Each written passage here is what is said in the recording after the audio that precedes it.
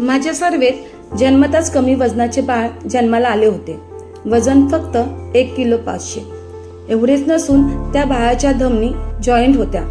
गृहभेट दिल्यावर मला ही बाब माहीत झाली. घरात जॉईंट फॅमिली होती. बाळ अशक्त व आजारी असल्यामुळे महिन्यातून 4 वेळा बाळाचे वजन घरी जाऊनच घेत होतो.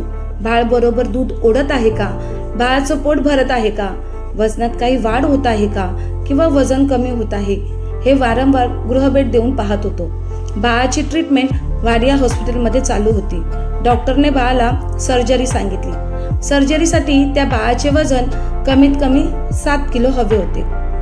आम्ही त्यांना कांगारू पद्धत सांगितली. आईचा आहार, बाळाची व आईची स्वच्छता याबाबत गृहभेटीमध्ये मार्गदर्शन केले.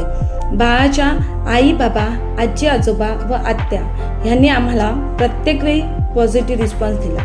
बाळ 6 महिन्याचे झाले, आम्ही त्याचे अन्नप्राशन दिवस साजरा केला व तसेच बाळाला स्तनपानाबरोबर वरचे जेवण चालू केले व THR सुद्धा. थोड्या दिवसात बाळ आजारी पडत होते.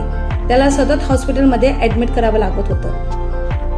बाळाचं वजन हवं तसं वाढत नव्हतं. बाळ आता अतितीव्र कुपोषणात आलं. डॉक्टरने लिहून दिलेला आहार व मेडिसिन आई बाळाला देते ना हे गृहभेटीत पाहत होतो व जेवढं जमेल तेवढं आईचं मनोबळ वाढवण्याचा प्रयत्न करत होतो. कारण आम्हाला बघून आई मन मोकळे करून रडत सर्व सांगत असे. तिला होणाऱ्या बाळाची मानसिक काळजी, यामुळे होणारा त्रास ती मन मोकळ्याप्रमाणे सांगत होती. आम्ही सुद्धा तिला बाळाची कशी काळजी घेता येईल हे सांगत होतो. आता बाळ 1.5-2 वर्षाचं झालं होतं, पण बाळाच्या वाढीत काहीच बदल दिसून येत नव्हता. बाळ खूप चिडचिड करत असे. तसेच दर 6 महिन्याने सर्वेत होणाऱ्या RBSC टीमकडून सुद्धा बाळाची तपासणी करून घेत होतो. बाळ आजारी असल्यामुळे त्याचे लसीकरण वेळेवर होत नव्हतं. त्यामुळे वातावरणात बदल झाला की बाळ आजारी पडून बाळाचे वजन अजूनच कमी होत होते. त्यामुळे सर्जरी करणे डॉक्टरांना शक्य होत नव्हते, कारण बाळाचे वजन 7 किलो होत. तोपर्यंत आईला व घरातील इतर लोकांना आहारात प्रोटीन, आयरन, विटॅमिन बाबत बाळाच्या ताटात कोणकोणते अन्न घटक ॲड करावे, तसेच बाळ THR मधून कोणकोणते पदार्थ बनवून बाळाला देता येतील ह्याबाबत गृहभेटीत माहिती दिली.